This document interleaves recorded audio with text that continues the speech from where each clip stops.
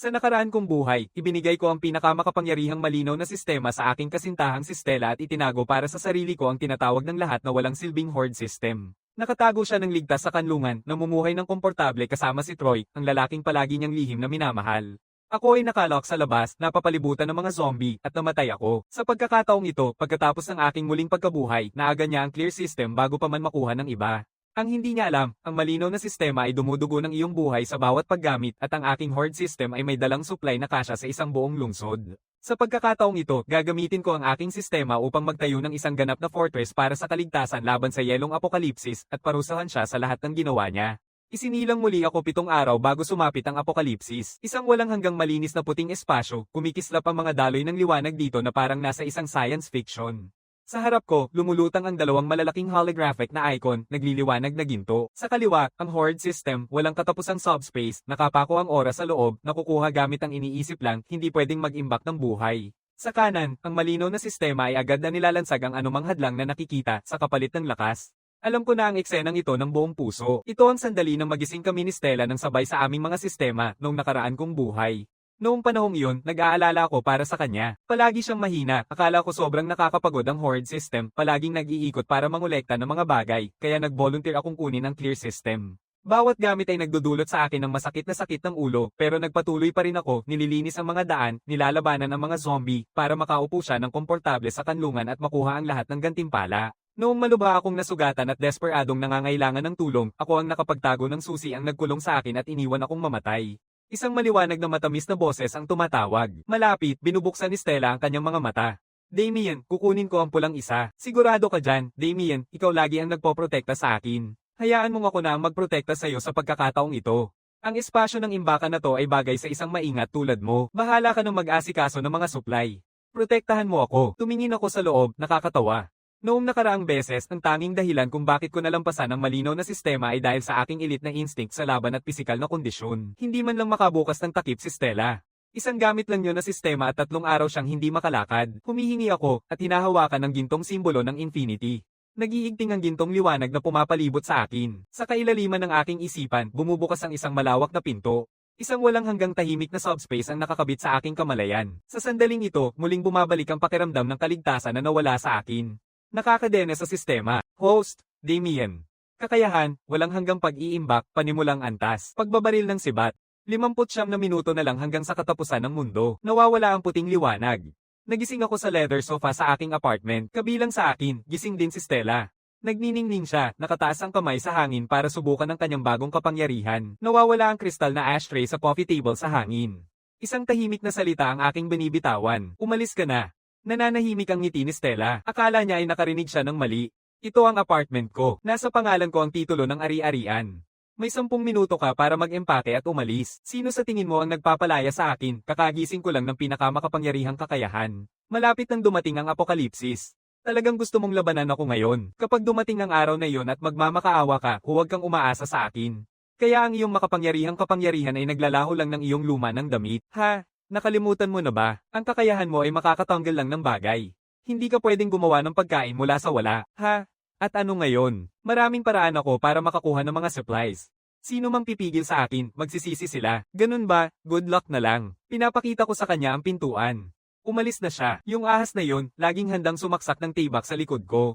Ngayon ay maaari na akong kumilos ng walang pag-aalinlangan. Eksaktong 7 araw na lang hanggang sa apokalipsa. Sa ngayon, meron akong penthouse sa downtown na nagkakahalaga ng humigit kumulang 8 milyon. Ang ipon at mga puhunan ng magulang ko ay humigit kumulang 3 milyon. 11 milyon kabuuan. Hindi pa rin sapat. Para makabuo ng isang kuta na kayang tumagal laban sa temperatura na negative 70 degrees, labanan ng isang hukbo ng mga zombie, at makaligtas sa isang direktang atake ng missile na may sapat na supply para sa isang tao na mamuhay ng marangya sa loob ng ilang buhay, hindi pa aabot sa 11 milyon ang kakayanin. Ibinibenta ko agad ang penthouse online at mabilis itong nabebenta. Pagkatapos, tumatawag ako sa mga pribadong nagpapahiram. Sa madaling salita, mga nagpapautang sa ilalim ng mesa. Nakahanda na ang aking ID at mga papeles ng paninirahan. Basta't mabilis ang pera, tatanggapin ko kahit anong kondisyon ang ibibigay nila. Sa ilang araw, magwawakas din ang mundo. Walang sino man ang darating para kunin ito. Isang hapon lang, nabenta ang penthouse sa 6 na milyon. Ang mga bahagi ng kumpanya ay naibenta para sa 5 milyon. Lahat ng online na pautang at credit card ay ubos na pa para sa 2 milyon pa. Kabuuang likidong pera, isang nakakamanghang 16 na milyon.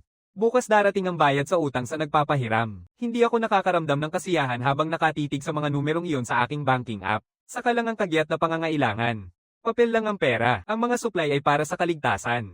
Lumalabas ako ng pinto, sumakay sa SUV na hindi ko pa nabebenta at diretso pumunta sa abandonadong cold chain logistics park sa kanluraning bahagi ng bayan. Dati itong pinakamalaking pasilidad ng lungsod para sa refrigerated storage. Malayo sa sibilisasyon, lupang bukas sa paligid. Madaling depensahan, mahirap pasukin. Pinakamahalaga, mayroon itong malaking underground na silid na pang-imbakan ng lamig na may ilang pagbabago para maging perpektong natural na kanlungan. Puno ito ng mga damo. Nahanap ko ang matandang tagapag-alaga sa lugar at naglagay ng isang bungkus ng gintong barya sa harap niya. Sinabi ko sa kanya na nais ko itong rentahan ng 2 linggo para mag-set up ng isang horror escape room. Walang papeles, mga susi lang. Halos matanggal ang mga peking ngipin ng matandang lalaki sa sobrang ngiti niya. Iniabot niya ang mga susi nang walang salita at nagpidal pauwi sa kanyang tricycle. Pumasok ako sa malaking underground na silid, humigit kumulang 3,000 metro kwadrado, 8 metro ang taas. Sistema. Suriin ang espasyong ito. Siyang natapos ang pagsisiyasat. I-activate ang space anchor. Kapag naitatag na, magsisilbing isang tunay na istasyon ng paglilipat ng mga supply ang lugar na ito. Lahat ng panlabas na supply ay maaaring i-teleport dito ng direkta sa pamamagitan ng pag-iisip. Nakuha na ang lokasyon. Ngayon, punuin na ito. Pumapasok ako sa isang supermarket na parabang sa isang amateur na kwento ng zombie. Iyan ay pag-iisip ng baguhan. Sa halip, diretso akong nagmaneho papunta sa pinakamalaking pamilihan ng agrikultura sa lungsod. Pumasok ako sa pinakamalaking tindahan ng butil at langis sa kalye. Nakatitig lang ang may-ari sa likod ng counter, nakasabit ang sigarilyo sa labi, nagbubuklat ng mga libro. Halos hindi siya tumingin nang pumasok ako. Ano ang gusto mo? Nabili sa supermarket sa ibaba ng kalsada. Gusto ko ng bigas. Tinitingnan ko ang mga nakatindig na bangkita ng mga sako ng bigas sa paligid ko. Magkano ang presyo kada tonelada para sa premium na watch ang rice? Gaano karami ang kailangan mo? Magkano ang mayroon kayo? Sa aking warehouse, 50 tonelada ng watch ang rice, 100 tonelada ng karaniwang northeastern rice, 80 tonelada ng harina. Bibili para sa kantina. Inilalabas ko ang isang itim na card at ibinabato ito sa kanyang mamantikang counter. Gusto ko lahat ng iyon. Langis sa pagluluto, patis ng noodles, halo-halong butil, bawat item na nasa stock mo. Dagdag pa dyan, magpadala ka sa akin ng 500 toneladang bigas at 300 toneladang harina sa loob ng 3 araw. Bagong ani lang, walang lumang stock. Kapatid, sobra 10 milyon ang pinag-uusapan natin dito. Sigurado ka dito, isang kondisyon. Ihatid lahat sa address na ibibigay ko. Pagkatapos ma-unload, agad na aalis ang mga tao mo. Walang tanong-tanong. Namumula ang muka ng may-ari, kakaiba ang sitwasyon nitong mga nakaraang araw. Ang ganitong klase ng kasunduan ay isang biyaya mula sa langit. Aayusin ko na ang mga tauhan para mag-load ngayon mismo.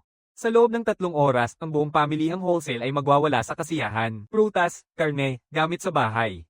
Binibili ko lahat. Habang lumalalim ang gabi, pumasok ang unang convoy ng mabigat na truck sa abandonadong pabrika sa kanluran. Napuno ang malaking silid ng imbakan ng mga bundok na puno ng mga supply. Lumakad ako papunta sa 5 metrong mataas na bundok ng bigas, itinaas ang kamay ko, pinisil ang palad sa mga sako at sinabi, imbakan. Nawawala ang 50 toneladang bigas sa hangin. Isinasara ko ang aking mga mata at inilulubog ang aking isipan sa espasyo ng sistema. Sa walang hanggang puting kawalan na iyon, tahimik na nakalutang ang 50 toneladang bigas, perpektong nananatili sa parehong anyo tulad ng ilang sandali lang ang nakalipas, walang isang butil ang naistorbo. Dito, hindi kumikilos ang oras. Anumang pumasok ay mananatili ng eksakto sa ganoong kalagayan. Ang pakiramdam na ito, ang namumuno sa lahat, hawak ang mundo sa palad ko, nakakabaliw. Ngunit sa apokalipsis, hindi lang pagkain ang mahalaga. May mas kritikal pa, init. Negatibong 60 degrees. Kung walang pinagmumula ng init, parang yelong bato na ang pagkain na ito at magiging eskultura akong yelo. Tatawag ako ng kaibigan na nagbebenta ng uling. Multo. Hindi lang ako nag-iimbak ng sapat na pagkain para sa 10 buhay. Binabago ko ang lugar na ito into isang temperatura-controlled na kuta na kahit isang nuclear bomb ay hindi makakabasag. Sa pagkakataong iyon, kumatok ang aking telepono. Isang mensahe mula kay Stella. Ito ay isang larawan. Sa larawan, nakaupo siya at si Troy sa isang mamahaling French na restaurant. Foie gras at pulang na alak na nakahain sa pagitan nila. Kawawa naman si Damien. Pagkatapos mong itulak palabas, naniniwala akong nabubuhay ka sa instant noodles, nagdiriwang kami ni Troy ng aming bagong simula. Kung aakyat ka sa tuhod at magmamakaawa ngayon, baka bigyan kita ng isang piraso ng tinapay. Ha, masaya ka na. Kumain ka ng maayos. Ito na ang huling hapunan mo kailanman. Binablock ko siya at pinipindot ang power sa aking telepono. Naglalagablab ang mga art ng pagtutulungan sa malawak na sahig ng pabrika.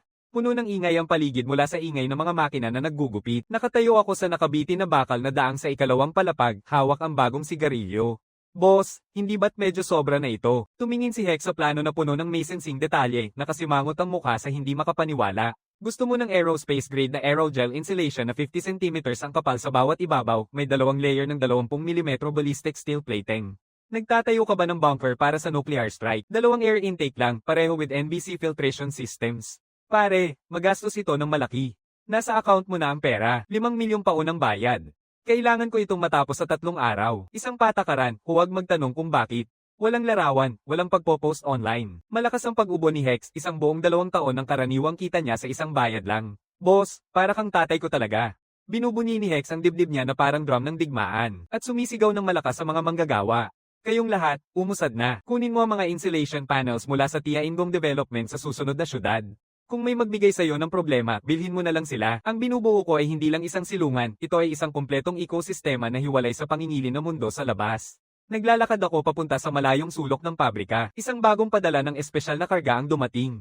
Binubuksan ng mabigat na kahoy na kahon, ipinapakita ang malalim na malamig na kinang ng metal. Hindi ito pangkaraniwang bakal.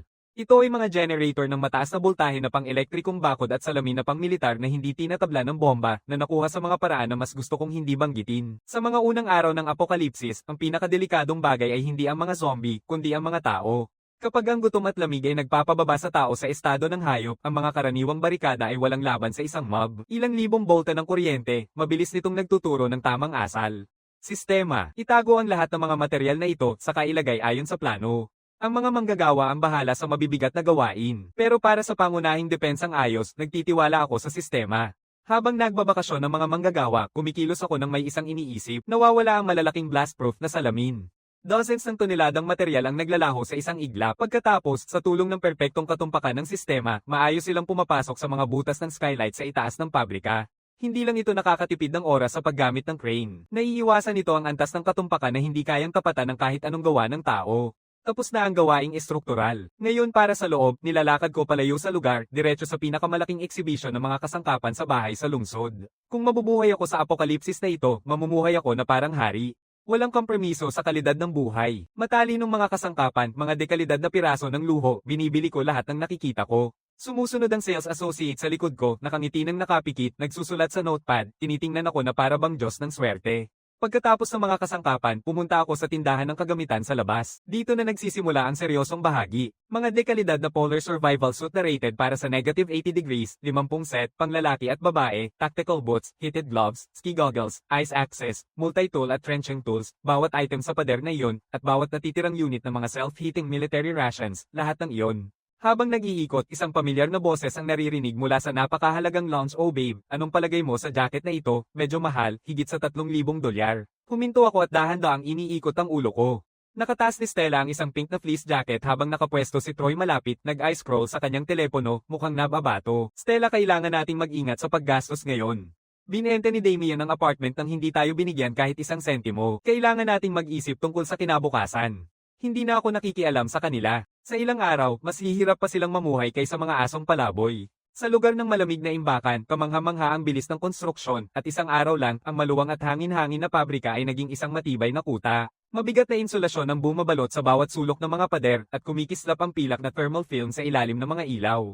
Sarado na ang bawat bintana, tanging mga reinforced ballistic observation slit na lang ang natira.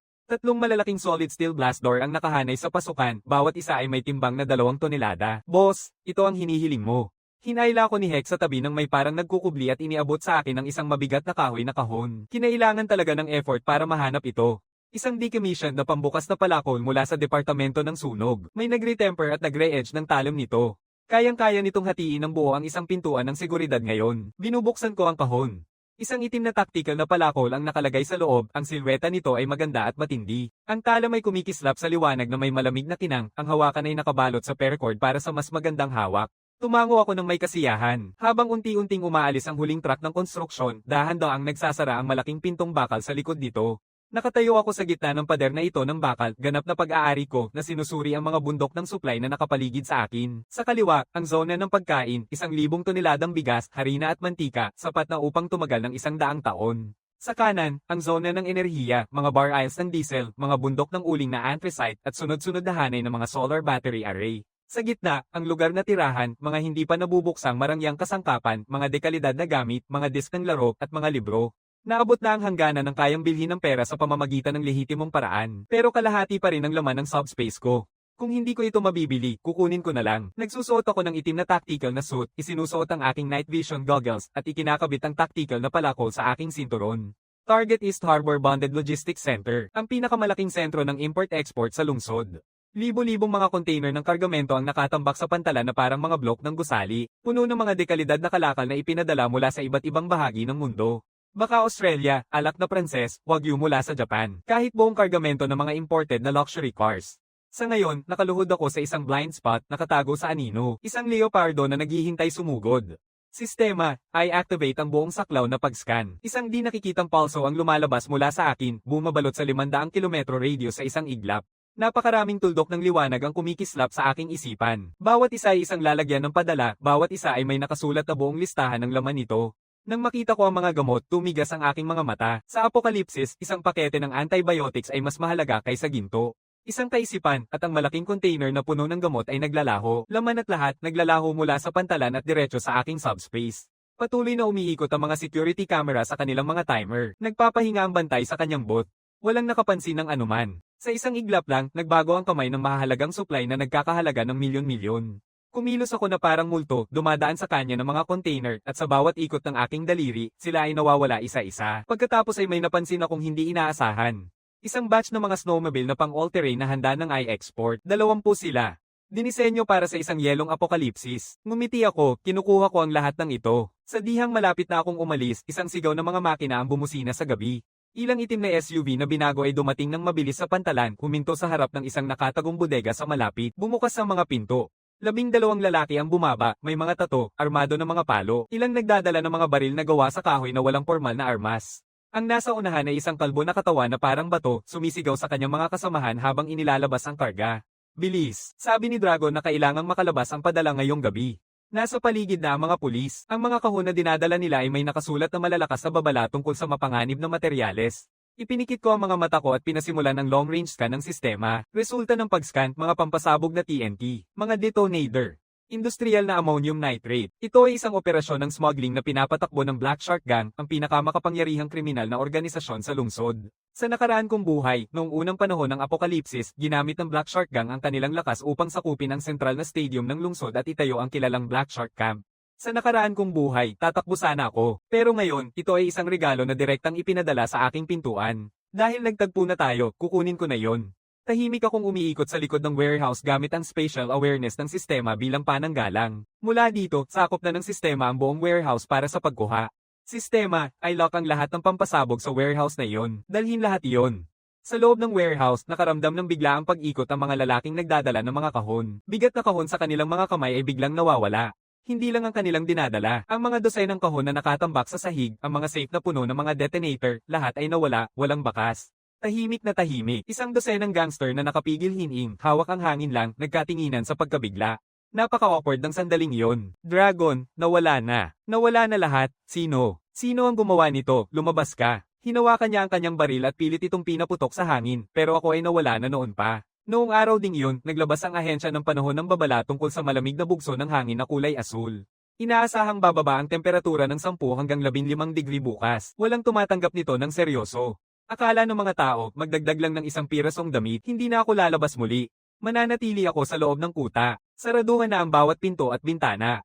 Tanging ang pangunahing pasukan na lang ang natitira. Naghihintay ng nakahanda ang mga diesel generator na magsimula sa isang iglap. Nakaimbak na ang unang karga ng anthracite sa malaking furry place. Sa mesa sa sala, naglagay ako ng tanso na hot pot, hiniwa ang grade siyam na wagyu na kinuha ko mula sa pantalan, naghugas ng sariwang gulay, at naglagay ng maayos na decant na bote ng Lafitte sa tabi nito. Binubuksan ko ang aking telepono at tinitingnan ng social media isang huling beses. Nag-post si Stella ng isang oras na ang nakalipas, isang larawan niya sa isang manipis na panggabing bestida sa isang bukas na terrace, ang kumikislap na skyline ng lungsod sa likod niya. Sinasabi sa caption, darating na ang taglamig pero mainit ang aking puso. Salamat sa sorpresa, ang kinabukasan ay mukhang maliwanag. May ilan na sadyang mabulok sa kanilang maruming pera. Ngumingiti ako at mag-iiwan ng isang komento. Mag-enjoy sa hangin. Ito na ang huli mong mararamdaman. Inaalis ko ang SIM card ko at itinatapon ito sa furry place. Biglang huminto ang bahagyang ulan sa labas. Pagkatapos, isang kalabog. Isang yelong na kasing laki ng ping-pong ball ang bumagsak sa salamin na matibay sa pagsabog na may malalim na tunog. Sumunod ang isang bagyo ng yelo na parang baril na bumabagsak kasabay ng isang malakas na hangin na umiiyok. Biglang bumaba ang temperatura, mabilis. Isang emergency alert ang nagliliwanag sa aking screen. Nagkakaroon ng pagbagsak. Isang katakot-takot na polar vortex ang nagdudulot ng pagbaba ng temperatura sa buong mundo ng 50 degree sa loob ng 3 oras. Dapat agad na umuwi ang lahat ng mamamayan. Hindi ito isang drill. 10 minuto. Nagbabago ang kulay ng mundo sa labas. Hangin at nyebe ang mga lansangan. Hindi malambing na nyebe, kundi mga pira-pirasong yelong may matalim na gilid, sumisibak sa lahat ng nakalantad. Upo ako sa silid ng pagmamanman ng kuta, pinapanood ang labas ng mundo sa maraming live na screen. Nasa gilid ang pabrika, pero sa pamamagitan ng mga high-definition na camera, nakikita ko ang karahasan sa malayong daan. Natutunan na ang daan ay nag-ice sa itim na yelo sa loob lang ng ilang minuto. Ang temperatura sa labas ay bumaba na sa ibaba ng -30 degrees at patuloy pang bumababa ng 1 degree kada minuto. Samantala, sa isang mamahaling apartment sa downtown, nakabalot si Stella sa kanyang bagong bili na cashmere blanket at patuloy na nanginginig ng malakas. Napatay na ang buong sistema ng heating ng buong gusali. Pumutok ang mga tubo. Bumaba na ang temperatura sa loob ng -5.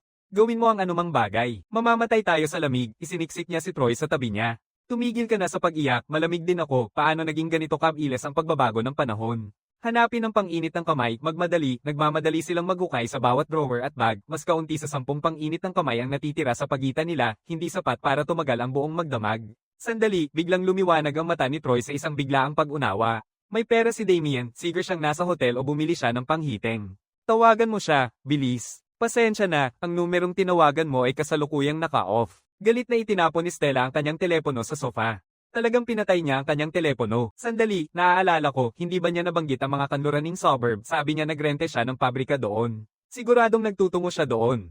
Tara, hanapin natin siya. Sa bagyong ito, kung hindi tayo aalis, patay na tayo.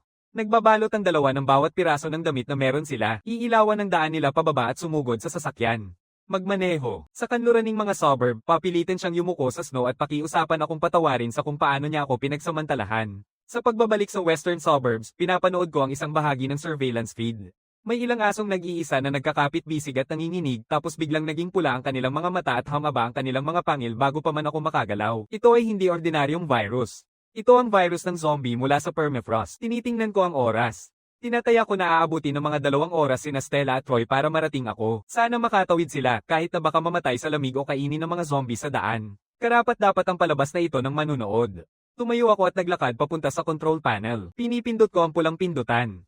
Mode ng depensa laban, antas 1, I activate. Ang mataas na boltahe na bakod na elektrikal sa perimeter ay biglang kumikislap at umaandar, ang mga asul na kordon ng kuryente ay pumipitik at sumisilip sa gitna ng bagyo na parang isang malaking web na naghihintay ng biktima. At sa likod ng web na iyon, itinaas ko ang aking baso ng alak papunta sa bagyong nasa screen. Isang tahimik na pagbati, ang bagyo ay naging isang puting kalamidad. Ang nakikita ay wala pang 5 metro, ang hangin ay umaatungal na parang 10,000 bakal na blades na naghahati sa hangin. Isang puting BMW X5 ang dahan-daang umaandar na parang lasing sa 100 na tabunan ng kalahating metro ng nyebe. Bakit hindi pa tayo nararating? Sabi mo 20 kilometro lang ito. Tumahimik ka na. Nam na ang mga kamay ni Troy sa manibela. Model na kulay asul at lila na may lamig sa labi. Sinasabi ng navigation na nasa harap lang ito. Hindi ko na makita ang daan. Isang matalim na punit. Biglang bumaba ng marahas ang sasakyan. Pagkatapos, tuluyang namatay ang makina. Nakatali ang ilalim ng sasakyan sa isang piraso ng matigas na yelo sa gitna ng daan. Sa ganitong temperatura, pumuputok ang drive shaft dahil sa sobrang katig. Patay na ang sasakyan. Galit na pinukol ni Troy ang manibela at tinamaan ng nakaperming leather cover na nagdulot ng singhap ng sakit sa pagitan ng kanyang mga ngipin. Sumisigaw si Stella. Gusto mo bang patayin ako? Walang silbi kang basura. Lumabas ka. Yung madilim na anino sa unahan. Kailangan iyon ng pabrika. Maglakad tayo. Nang tuluyang lumitaw ang dambuhalang anino ng pabrika mula sa nyebe sa harap nila, halos nakalakad na sila palapit sa pinto sa kanilang mga tuhod. Ngunit ang tanawing sumalubong sa kanila ay nagpigil sa kanilang lahat. Hindi ito isang abandonadong pabrika. Isa itong kuta na bakal. Damien, alam kong nandyan ka. Buksan mo ang pinto. Si Stella ay sumugod sa matibay na pader na bakal, kumakatok gamit ang parehong kamao. Nakahiga ako sa aking leather sofa, nakaharap sa buong pader ng mga surveillance screen. 2 mahinang pulang heat signature ang nakadikit sa gate, parang isang pares ng kawawang langaw. Pinapilang ko ang aking bagong sali na baso ng Lafite. Sa maliit na kawali na kawad sa tabi ko, umaakyat ang makapal na sabaw na kulay pula, ang bituka ay umaakyat at bumababa sa kumukulong sabaw, pinupuno ang hangin ng nakakabaliw, maanghang na amoy. Sistema, I-activate ang panlabas na speaker. Naka-activate na ito. Sino kaya yan, kumakatok sa mga pinto sa gitna ng gabi? Hindi mo ba alam na nakakaabala yon sa kapayapaan? Damien, ako ito. Ako ang iyong kasintahan. Buksan mo, ang lamig dito sa labas. Mamamatay tayo. Medyo overcooked na ang mga hiwa ng tripe na ito. Huminto ako. Pasensya na, sino ito? Malapit nang mabulunan si Stella sa labas. Natatakot siya tulad ng isang aso dyan sa labas habang siya naman ay nasa loob kumakain ng hotpot na may tripe. Alam kong naririnig mo ako. Si Stella ito. Buksan mo ang pinto. Pagpasok ko, ipapaliwanag ko ang lahat. Lahat iyon ay isang hindi pagkakaintindihan. Inilapag ko ang aking chopsticks at kinuha ang mikropono. Akala ko ba nagkaroon ng hindi pagkakaunawaan ang palo? Akala ko ba nagkaroon ng hindi pagkakaunawaan nang sabihin mong lumabas ako? O kaya naman pinayagan mo akong mamatay na parang aso sa harap ng pinto mo, misunderstanding din kaya iyon. Yung mga salitang iyon ay galit na salita. Damien, lalaki ka. Bakit ang pikan mo? Nagkamali na ako noon, inaamin ko. Humihingi ako ng tawad ngayon. Sapat na ba iyon? Nasolusyonan ng paghingi ng tawad ang lahat. Hindi na natin kailangang magpatupad ng mga batas. May malinaw kang sistema, di ba? Nakakainis ba ang pinto na ito? Linisin mo na. Sige, kung ayaw mong buksan, bubuksan ko na mismo. At huwag kang maglakas loob na lumapit sa akin pagkatapos. Isang sulyap ng malamig na galit ang dumaan sa mata ni Stella. Huminga siya ng malalim. Bagamat halos ang lamig ang mga daliri niya at halos hindi na kumikilos, pinipisil niya ang palad niya sa bakal na pinto. Pumipintig ang enerhiya sa kanyang katawan. Clear, isang pagsabog ng pulang ilaw ang sumabog mula sa kanyang palad, tinamaan ang pinto ng buong lakas. Ngunit hindi nawawala ang pinto. Sa halip, tinatamaan ng pulang ilaw ang isang bagay na di nakikita at bumabalik ng diretso. Ang shockwave ay nagpaparamdam sa braso ni Stella, dahilan upang siya ay madulas pabalik at bumagsak ng matindi sa nyebe. Babala mula sa sistema, lumampas ang target density sa threshold. Pinalalakas ito ng mataas na antas ng enerhiya. Ang sapilitang pagtanggal ay uubos sa lakas ng buhay. Ang aking tawa ay kumakaluskos sa panlabas na speaker ng walang bahid ng awa. May sasabihin ako sa'yo. Ang pinto ay gawa sa alloy na pang-astronautica, 5 milyon ang halaga. At mukhang natural na tinatanggihan ng sistema ko ang sayo. Hindi kayang abutin ng malinaw mong kakayahan ng anumang pinatibay ng aking horde system.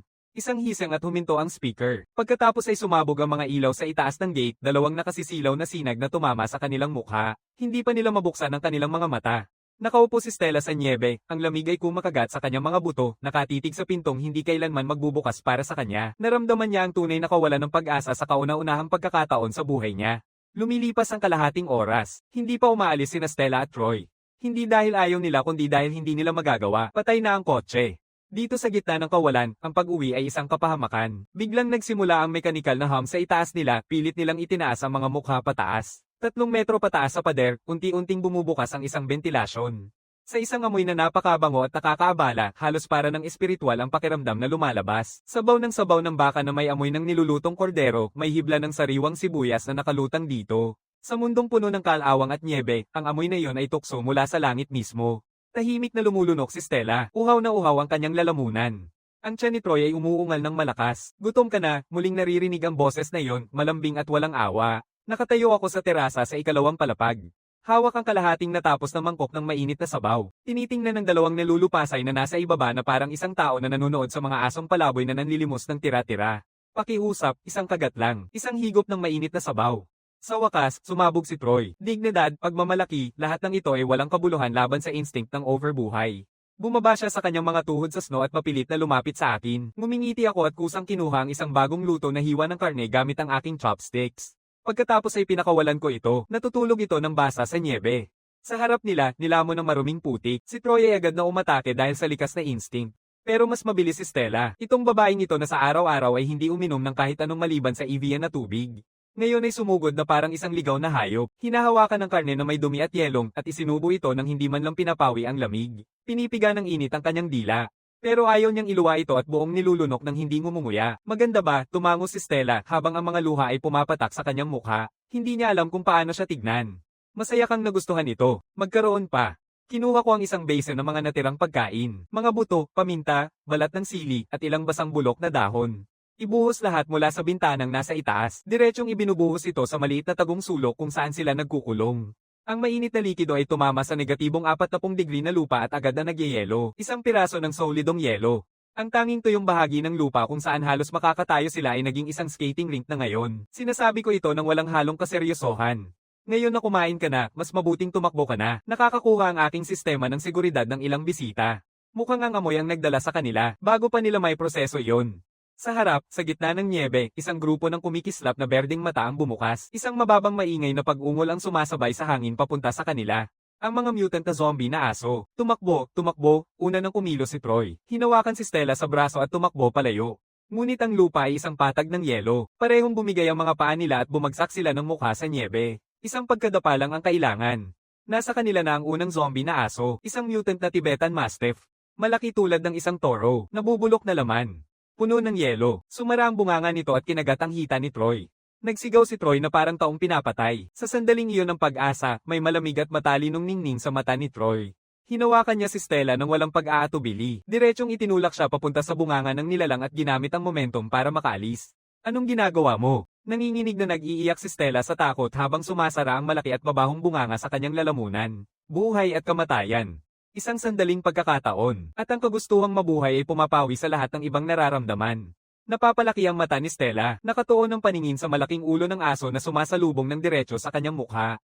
Ang pulang icon sa kanyang isipan ay kumikislap ng sobrang dami. Maglaho, sigaw niya sa loob. Sa pagkakataong ito, hindi isang bakal na pinto na may bigat na ilang tonelada ang target. Ito ay isang buhay na nilalang. Biglaan sumabog ang bungo ng dambuhalang Tibetan Mastiff, 1 sentimetro lang mula sa ilong ni Stella na parang nawala sa pag-iral. Ang natitira na lang ay kalahating bangkay ng aso na walang ulo na sumasalpok kay Stella dahil sa lakas ng momentum nito. Halos siyang mapatay, pero nakaligtas siya, at natuklasan niya ang isang bagay. Kahit na hindi nito mabuksan ang mga pinto, sobrang little nito laban sa mga katulad nito. Sa itaas, ibinaba ko ang aking binoculars. Isang ngiti ng kasiyahan ang pumuno sa aking mga mata. Hindi ako nagulat na nagawa ni Stella na baligtarin ang sitwasyon. May S-rank na kakayahan siya sa pakikipaglaban. Kung namatay siya ng ganito kadali, saan ang kasiyahan at ano ang susunod dahil hindi sila aalis ng mag-isa? Bibigyan ko sila ng paraan palabas. Muling bumubusina ang aking boses. 200 metro sa silangan ay may isang security booth. Dating tirahan ito ng lumang gwardya. Basag na ang salamin pero may bubong naman kahit papaano. Ito lang ang pagkakataon mo para makaligtas sa magdamag. Sa ganitong paraan, tuluyang nagsara ang bintana, naglaho ang ilaw. Sa dilim na naiwan ng dalawang nanginginig na mga pigyera, napapalibutan ng lumalaking singsing ng mga kumikislap na berdeng mata. Tumakbo, buot ng seguridad, itinulak ni Stella ang bangkay ng aso sa kanyang katawan at naglakad ng paurong. Hindi man lang siya tumingin kay Troy.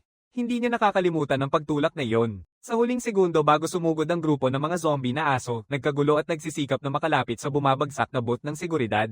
Maliit ang booth.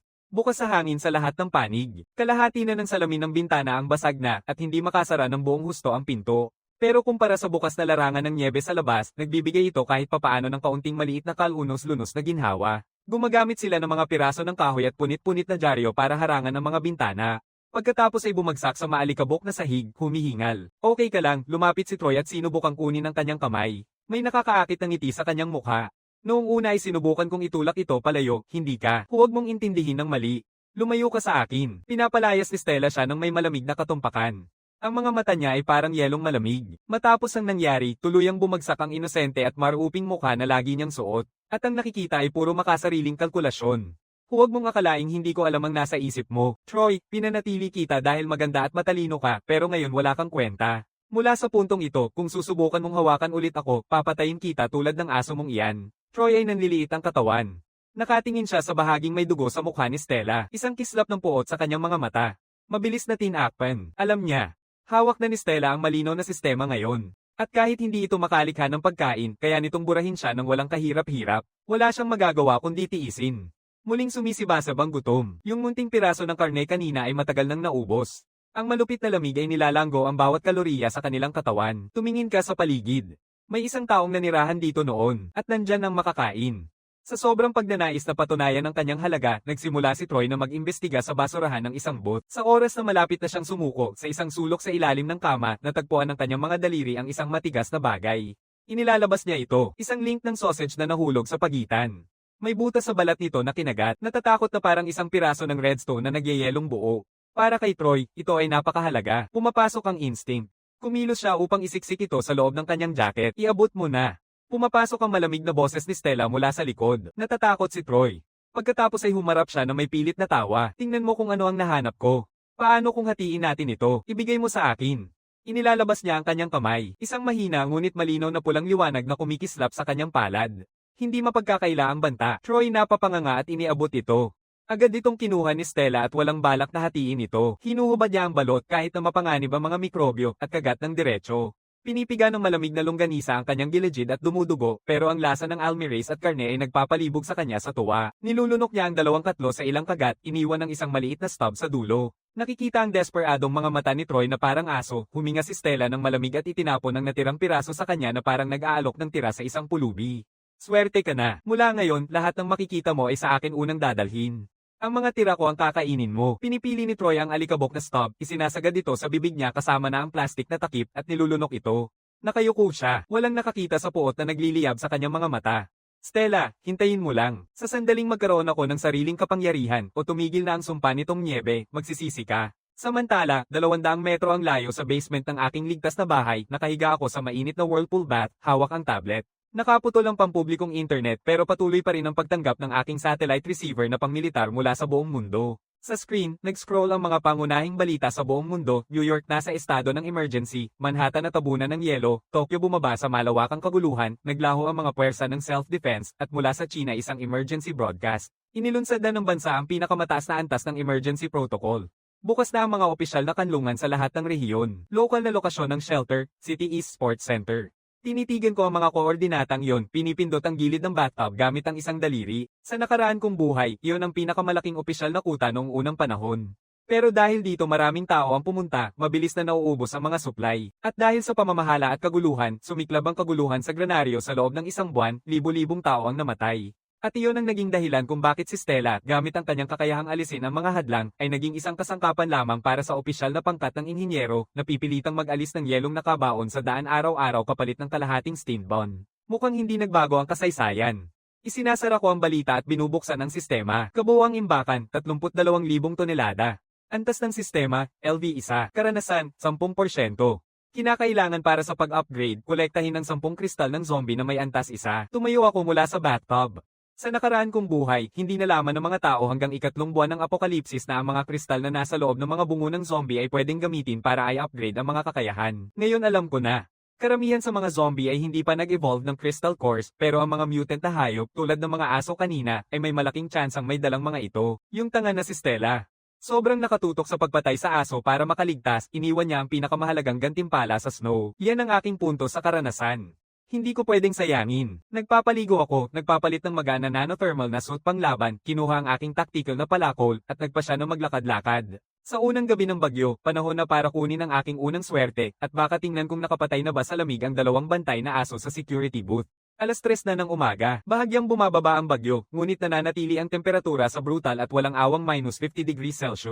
Ito ay teritoryo ng dead zone. Sa ganitong temperatura, kahit ang bakal ay nagiging malutong na parang salamin, sumasabog sa isang tapik. Ngunit sa wasteland sa kanluran, isang madilim na anino ang gumagalaw. Ito ang espesyal na kagamitan na nagastos ko ng isang kayamanan upang makuha. Isang manipis na patong ng tela ng graphene, may mga micro na filament na nag-iinit, pinapagana ng nuclear power cell sa aking bewang, pinananatili ang aking balat sa komportableng 25°C sa lahat ng oras. May infrared thermal imaging at night vision ang helmet. Nililinis ng respirator ang hangin mula sa permafrost zombie virus. Ang matte black na tactical na palakol ko ay nakasabit sa isang kamay, bawat hakbang ay sumisiksik sa snow na may malutong na ingay. 5 pulgadang metro sa unahan, ang grupo ng zombie na aso na umatake kay Stella kanina ay hindi pa nagkakalat. Sinasalubong nila ang security booth, ang mga kuko nila ay kumakaluskos sa metal na pader paminsan-minsan, naglalabas ng malakas na ingay na parang ngiping kumikiskes sa isa't isa, 7 silang lahat. Sa pamamagitan ng thermal imaging, mahinahon kong tinatandaan ang bawat target. Mapanganib ang mga zombie na ito. Pero sa ngayon, nasa pinakaluwag nilang kalagayan. Hindi pa sila pinapatay ng sobrang lamig, pero napigilan nito ang kanilang mga kasukasuan. Mas mabagal sila ng hindi bababa sa 30% kaysa dati. Ito na ang sandali. Pumuslit ako mula sa likod ng snowbank, isang itim na kidlat na dumaan. Ang unang zombie dog ay nakangangalit pa rin sa booth. Hindi nito napapansin kahit ano ang paparating. Unang dumating ang aking palakol.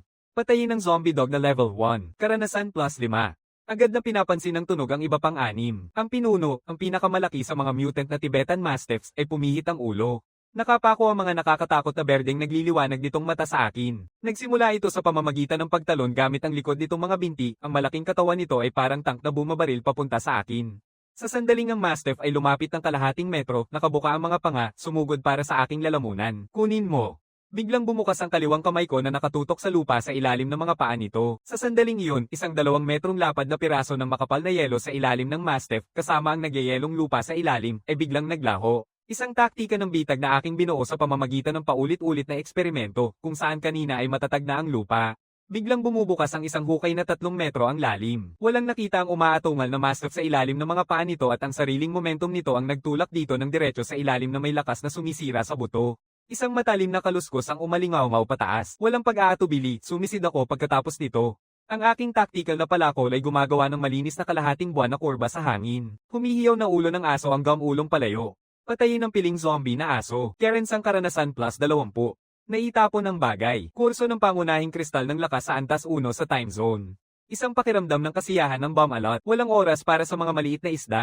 Yumuko ako, pinipigilan ng pagkadiri. Mga nakapulupot na daliri na nakabaon sa mga wasak na bungo, naghahanap. Sa ilang saglit, nakakuha ako ng isang kristal na hindi hihigit sa kuko na naglalabas ng mahina na pulang liwanag. Ito ang pinakamahirap na pera sa apokalipsis. Isang kristal na core. Pinagmumulan ng kapangyarihan ng zombie at susi sa ebolusyon ng tao. Noong nakaraan kong buhay, isang crystal core na nasa Antas 1 ang katumbas ng 1 toneladang bigas. Sa ibabaw ng hukay, ang natitirang 5 zombie na aso ay umaatungal ng galit, ngunit ang pagbagsak ay pumipigil sa kanila na sumunod sa akin.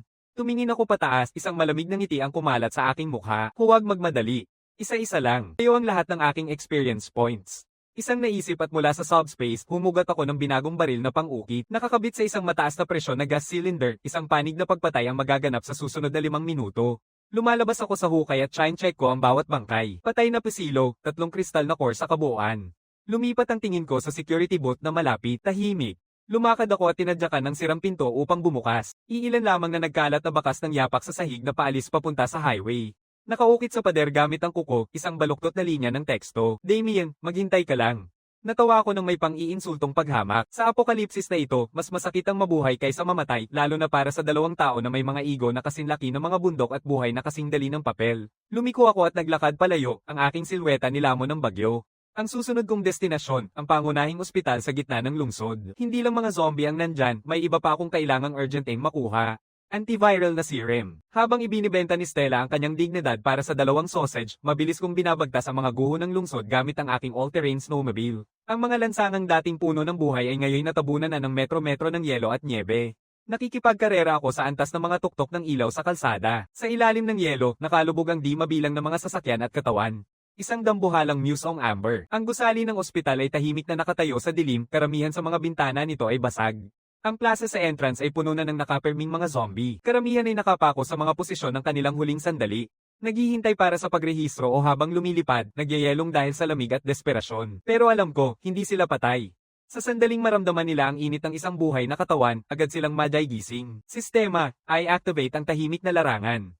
Gumagamit ako ng kaunting enerhiya upang bumuo ng isang metrong patong na pumipigil sa ingay sa paligid ng aking katawan. Kumilos na parang gecko. Ginagamit ko ang grappling hook para lampasan ng buo ang lobby sa unang palapag at umakyat diretso sa bintana ng 2 palapag. Pangatlong palapag, batika. Pumapasok ako sa pamamagitan ng bintana, mas kaunti ang mga zombie dito, ilang mga binagong anyo lang na nakasuot ng uniforme ng NARS na walang pakialam sa paligid. Inilabas ang tactical na palakol, pumasok ako ng walang ingay. 2 malinis na suntok, tapos na. Tumayo ako sa mga istante ng batika, kunin lahat. Hinahampas ng aking kamay, isang hilera pagkatapos ng isa pang gamot ang naglalaho sa isang iglap. Antibiotics, anti-inflammatories, painkillers, insulin, gamot sa presyon, kahit ano paman. Kolektahin muna, ayusin mamaya. Sa kalagitnaan ng paglilinis, isang putok ng baril ang sumabog mula sa ibaba. Sa tahimik na gabi, parang kulog ang tunog nito. NGI ngiti ako at lumipat sa bintana para tingnan pababa. 2 binagong armored na sasakyan. Bumusina sa mga tarangkahan ng ospital at sumugod sa plaza.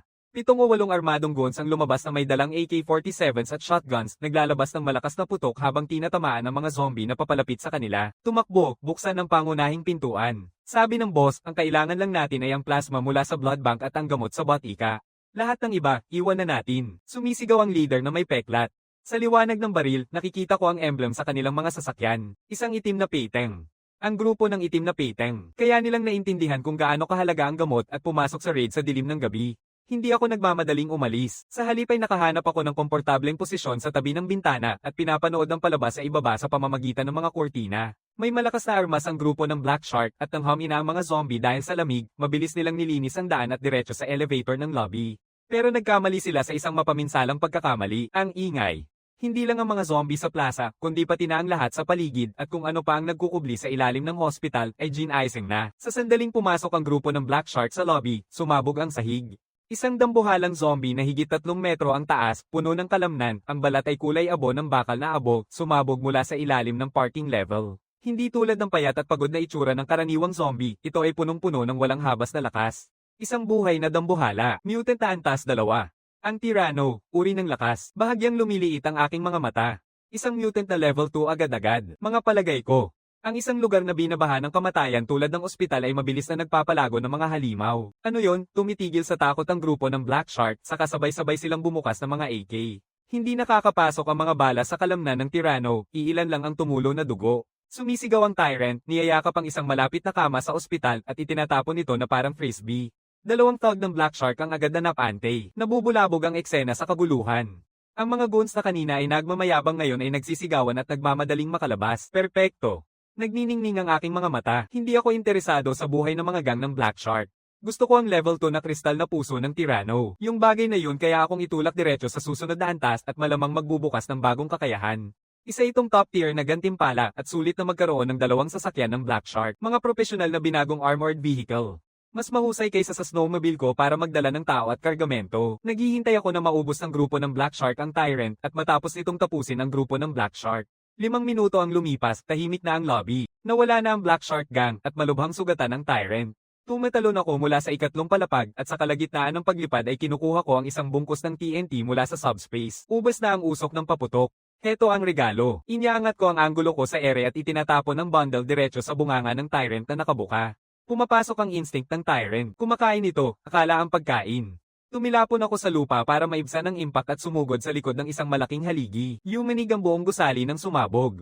Nang mawala ang alikabok, isang dambuhalang katawan na walang ulo ang nakahiga sa sahig. Nilalakad ko at nililinis ang mga gumuho at sa wakas, natagpuan ko, nakabaon sa isang sunog na masa ng malambot na laman, isang kristal na may sukat na parang walnut na naglalabas ng malalim na asol na liwanag, isang crystal core. Nakuha ang antas 2 na kristal na enerhiya core isang beses. Natuklasan ng mataas na puridad na pinagmumulan ng enerhiya. Sa Heron at I upgrade na ngayon, oo. Ang crystal na core ay natutunaw sa isang alon ng init na dumadaloy sa aking palad.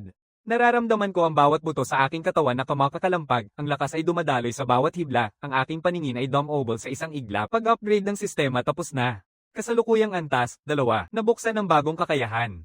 Espasyo na tibak, nagsasayang ng mental na enerhiya upang lumikha ng isang puwang na bitak hanggang 1 metro ang haba sa pisikal na espasyo. Hindi pinapansin ang lahat ng pisikal na depensa at tinatabas ang anumang material, nakatitig ako sa aking palad. Isang munting kaisipan at isang napakaliit na linya, itim na parang tinta, ay nabubuo sa dulo ng aking daliri. Maingat kong hinahawi ito sa mabigat na panlabas na baluti ng isang kalapit na sasakyan, parang hinihiwa ang tokwa at matigas na bahagi ng bakal sa isang perpektong makinis na linya. Walang katotohanang makapangyarihan. Ibinalik ko ang kakayahan ng kontento. Tumitig ako sa 2 armored na sasakyan, nakabukas pa ang mga makina, at kinuha ko ang lahat. Mga sasakyan, supply, lahat ng iyon. Ang pagtakbo ko sa ospital ay nagdala sa akin ng gamot, isang pag-angat ng antas, at isang nakakagulat na swerte pa. Ganito ang takbo ng apokalipsis. Sumakay ako sa snowmobile, umaatungal ang makina, at naglakbay papunta sa dilim. Ika-15 araw ng apokalipsis. Sentro ng esport sa lungsod. Matagal nang hindi gumagalaw ang hangin sa loob, mabigat sa nakakaubos na amoy ng pagkabulok, maasim na amoy ng basura, at amoy ng kalungkutan na nagsasawa. Isang stadium na dati ay may kapasidad na 50,000 ngayon ay tahanan na ng mas kaunti sa 30,000. Ang kaayusang tila mayroon ay tuluyang bumagsak na. Namatay na ang generator kagabi, kasabay ng huling patak ng sibilisasyon. Wala nang natitirang pagkain. Buksan ang warehouse. Inilalako ito ng mga opisyal para sa kanilang sarili habang tayo ay nagkakit ng balat ng puno. Biglang sumiklab ang kaguluhan ng walang paunang babala. Libo-libong nagugutom na mga nakaligtas ang Samire sa linya ng bantay at sumugod papunta sa command zone na parang isang bumubulong na alon. Mga putok ng baril, sigaw, at ang ingay ng paghihiwa ng laman ay naghalo-halo.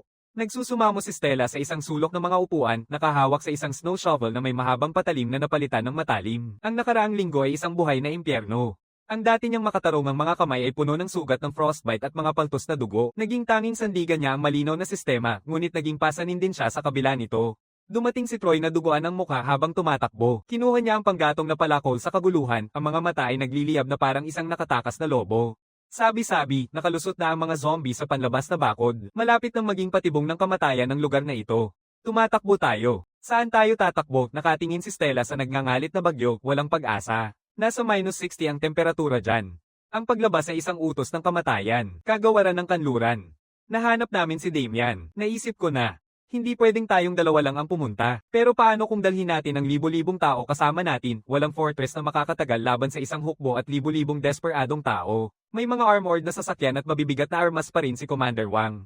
Kung sasabihin mo sa kanya na may isang ganap na napuno ng kagamitan na underground na fortress sa kanluran, mainit, may kuryente, sa tingin mo ano ang gagawin niya? May pagbabago sa mga mata ni Stella. Ang kawalan ng pag-asa ay nagiging lason, pagkatapos ay nagiging isang uri ng mabagsik na determinasyon. Bakit ako magdurusa sa impyerno habang siya ay nabubuhay na parang hari, 10 minuto ang lumipas? Ang opisina ng utos. Tumatagas ang pawis ni Commander Wang sa kanyang kwelyo habang inuutusan ng kanyang mga tauhan na sirain ang mga file habang naghahanda siyang tumakas. Sir, alam ko kung saan. Hindi man lang napatras habang nakatutok ang baril sa mukha niya, sumisigaw, alam ko kung nasaan ang mga supply. Alam ko kung nasaan ang mga supply. Libo-libong tonelada, mga generator, at isang ganap na pinatibay na base. Anong sinabi mo, kung nagsisinungaling ka, putok na agad kita ngayon. Hindi ako nagsisinungaling. Mabilis na nagsasalita si Stella para maging kapani-pani paniwala. Siya ay isang naalimpang system ng mga horde. Bago ang apokalipsis, nilinis niya ang lahat ng cold storage sa lungsod. Nasa kanluran distrito ito. Sa abandonadong lugar. Kunin natin ang lugar na iyon at makakaligtas tayo. Tayong lahat, nagniningning ang mga mata ni Commander Wang. Ang kislap ng kasakiman na muling nabuhay mula sa pag-asa. Magaling. Napakagaling. Kinuha niya ang mapa mula sa mesa at pinukol ang palad sa kanlurang distrito. Ipasa ang salita. Makinig kayong lahat. Sino mang ayaw mamatay, sino man na ayaw magutom, sumunod sa akin. Target West District. Sino mang makalusot, pwedeng kunin ang kahit ano na gusto nila. Ang nagkakagulong nagkakahiwa-hiwalay na sandali ay agad na nakahanap ng isang pangkalahatang layunin. Ang galit sa klase ay lumaki upang punan ng kawalan at naging pinakamakapangyarihang puwersa na nagbubuklod sa armadong ito ng mga desperado. Makalipas ang kalahating oras, isang convoy ng 5 armadong sasakyan na umaalis sa laban, sinundan ng higit sa 100 binagong truck na may libo-libong nakaligtas na sumusunod, sumasalubong sa nyebe. May dala silang baril, palakol, bakal na tubo, kahit ano paman. Nakasilip ang mga mata na puno ng inggit at pag-asa sa buhay. Si Stella ay nakasakay sa unahan ng sasakyan, hawak ang isang pinipigang biskwit. Ngumiti si Commander Wang ng malupit, hinayla ang sulok ng kanyang bibig. Damien, sa pagkakataong ito ay magdadala ako ng isang hukbo sa iyong pintuan. Tingnan natin kung mapipigilan mong isara ang pinto ngayon sa likuran ng kolong na hinihila ng amoy ng buhay. Isang alo ng mga zombie ang sumusunod ng tahimik. Walang alarmong umaandar. Matagal na akong nagpatahimik yun. Nakatayo ako sa ikalawang palapag, sa ballistic window hanggang kisame, suot ang malinis na itim na tactical na coat. Isang baso ng pulang alak sa kamay na parang isang eleganteng tagapangulo na nakatanaw sa mahabang kolong na dumadaan sa nyebe sa ibaba. Nagpapaputok ang interface ng sistema ng babala. Pinanood ko ang surveillance screen na puno ng pulang tuldok at ang ngiti ko ay umusbong. Natuklasan ng isang malaking puwersa ng kalaban na papalapit. Komposisyon ng kalaban 5 armadong sasakyan, 3 mabibigat na machine gun, 2 RPG rocket launcher, 12 nagising, higit sa 3,000 armado na mandirigma na sumusunod sa likod ng mahigit 5,000 zombie na hukbo, 3 mutant na level 2. Talagang mataas ang tingin nila sa akin. Dahan-dahan akong umiinom ng alak. Kaya ng puwersang ito ang makuha ang kabisera ng isang maliit na bansa pero hindi ako nag-aalala kahit kaunti man. Sa katunayan, medyo naiintriga pa nga ako. Ang mga nakaraang araw na nakulong lang sa bahay ay sobrang nakababagot, puro pagpapataas ng kakayahan. At panunood ng mga lumang pelikula, ang kilig ng pagsasayaw sa gilid ng isang table, yan ang tunay na kasiyahan ng apokalipsis. Ang ingay ng mga armored na makina ay nilulunod ang bagyo sa ibabaw ng loudspeaker. Boses ni Commander Wang na may autoridad ang umaalingaw-ngaw. Huminto ang convoy sa 500 metro mula sa pasilidad. Pansin, nakatira sa loob. Kami ang opisyal na unit ng rescue ng Shelter 7. Kinukuha namin ang inyong mga supply at tirahan sa ilalim ng autoridad ng emergency. Agad na mag-disarm at buksan ang mga gate. Kung makikipagtulungan kayo, bibigyan namin kayo ng titulo bilang espesyal na tagapayo at titiyakin ang inyong kaligtasan. Ibig mong sabihin, espesyal na alipin. Umalma ang itsura ni Commander Wang. Hindi niya inaasahan ang ganitong sagot. Sige, sa mahirap na paraan. Kumakaway siya ng kamay. Stella, sinabi mong kaya mong makalusot. Umakyat ka na dyan at kausapin siya. Ipakita mo sa kanya kung ano ang tunay na presyon. Kinuha niya ang megaphone at umakyat sa ibabaw ng armored vehicle. Halos siyang matambas sa lamig na hangin, ngunit ang galit sa kanyang mga mata ay nagliliyab na parang apoy. Nasa paligid ka. Tingnan mo ang dami ng mga tao dito. Naghihintay silang mamatay sa gutom. Ngumiti ako at bahagyang pinisil ang pulang pindutan sa control panel. Mag-isa kang nakaupo sa lahat ng mga supply na ito. Hindi ka ba nababahala sa konsensya mo? Buksan mo na ang mga pinto at baka maganda pa rin ang tingin sa iyo ng mga tao. Kung hindi, kapag pumasok kami, huhuberin ka namin ng piraso-piraso. Ang bait mo pa rin. Wang, naubusan na ng pasensya, utos niya. Akala mo ba nakakatakot sa akin ang pagdadala ng lahat ng tao dito? Hindi, nagbigay ka lang sa akin ng pader ng tao bilang panangga. Espasyong refraction na larangan. Parang tumama ang rocket sa isang salamin, bumabalik sa pinagmulan nito at direktang sumalpok sa isa sa kanilang mga truck. Isang pader ng apoy ang sumabog. Ang truck na puno ng mga mandirigma ay napasabog, mga piraso ng shrapnel at bahagi ng katawan ang bumabagsak sa hangin. Ano, lahat ay napako sa takot, bumawi ka agad.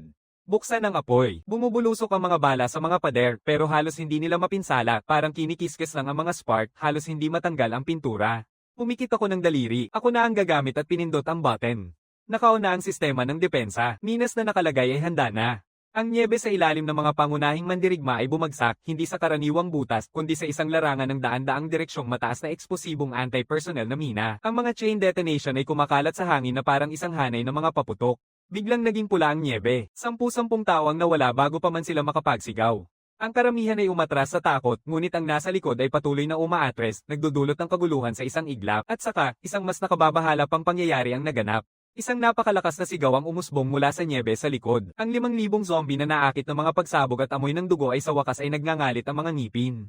Hindi na sila nag-iikot lang, sa halip ay nilamon ng galit sa dugo, sumasalakay sila sa likod ng karamihan na parang mga asong rabid. Tulong, mga zombie. May mga zombie sa likod natin, may mga minahan at isang di matitinag na kuta sa harap. Walang katapos-tapusan na alo ng mga zombie sa likod.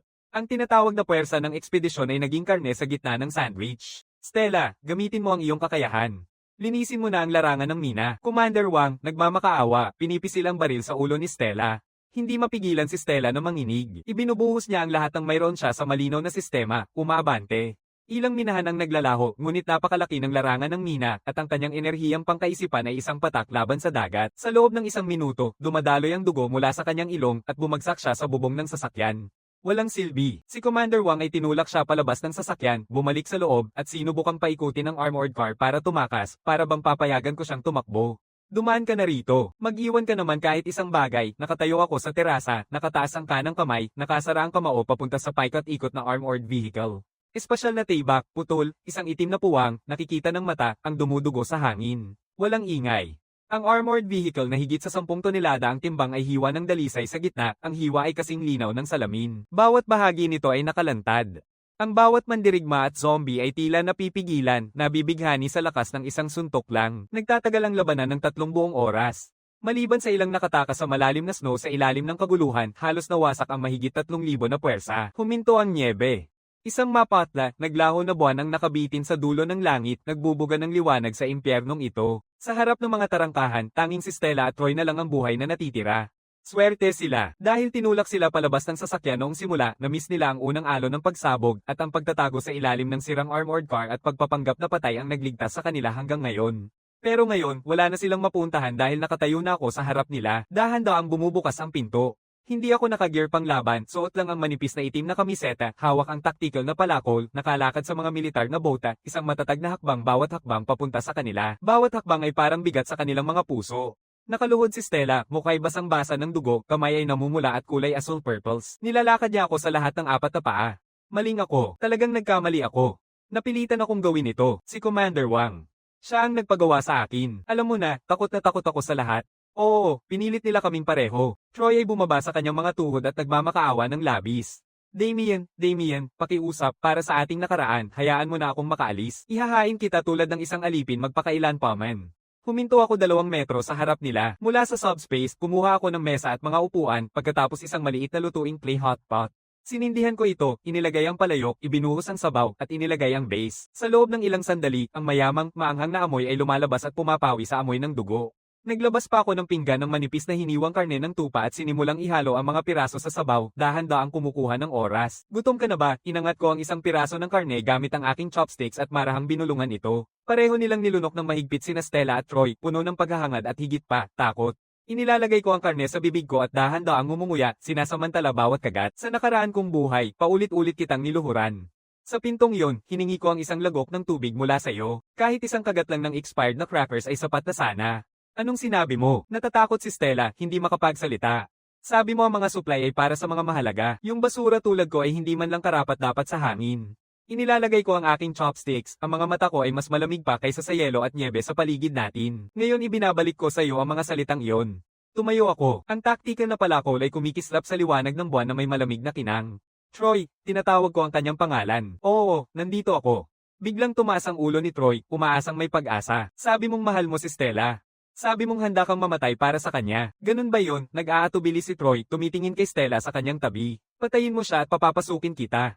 Mainit na sabaw, isang mainit na kwarto. Bibigyan pa nga kita ng serum para sa ebolusyon.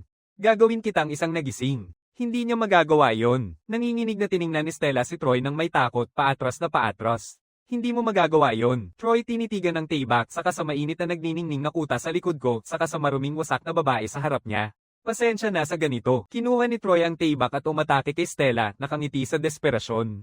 Narinig mo siya. Kung mamatay ka, ako ang mabubuhay. Wala ka nang natitirang anuman. Mamatay ka lang para sa akin minsan. Sobra na bang hilingin yon? Sumisigaw si Stella, pinipilit siyang ilabas ang kanyang likas na instinct para mabuhay. Isang huling lakas, ang malinaw na sistema. Halos wala nang natitirang lakas ang kanyang isipan, ngunit nakatama ang suntok. Nawala ang balisong mula sa kamay ni Troy, ngunit nakaluhod na ang kanyang katawan sa ibabaw niya, nakapulupot ang parehong kamay sa kanyang lalamunan. Mamatay ka, mamatay. Lumayo ka sa daan ko, nagsusumigaw sila sa dugo ang niebe, nagkakagatan tulad ng mga hayop. Pinapanood ko ng malamig na walang emosyon na para bang nanonood ng isang palabas hanggang sa pareho silang bumagsak, hingal na hingal, lubos na pagod. Ang mukha ni Stella ay sugatan at makati. Nawalan si Troy ng paningin sa isang mata. Magaling. Dahan-dahan akong pumalakpak. Pero nagkukunwari lang ako. Lumalapit ako sa kanila at itinaas ang kalasag. Hindi tinatanggap ang basura sa aking ligtasan. Ang kanilang mga sigaw ng paghihirap ay pumapailan lang sa nagyayelong hangin. Bumaba ang palakol. Sa wakas na bayaran na ang mga utang sa buhay na ito. Hindi ako nagtatagal, hindi ko pinapansin ang mga bangkay kahit sandali. Bumalik ako sa loob. Nagniningas ang apoy sa kamagong. Lumakad ako papunta sa malaking bintana at tinitingnan ang nagngangalit na bagyo sa labas ng salamin. Mula sa kabinet ng alak, kumuha ako ng isang botelya ng matandang whiskey at naglagay ng 2 baso. Isa ay aking ibinubuhos sa sahig para sa hanggal na ako nung nakaraang buhay ko, ang isa naman ay itinaas ko sa langit, isang tagay sa brutal at kamanghamanghang bagong mundong ito. Sa pagkakataong ito, nagawa ko na.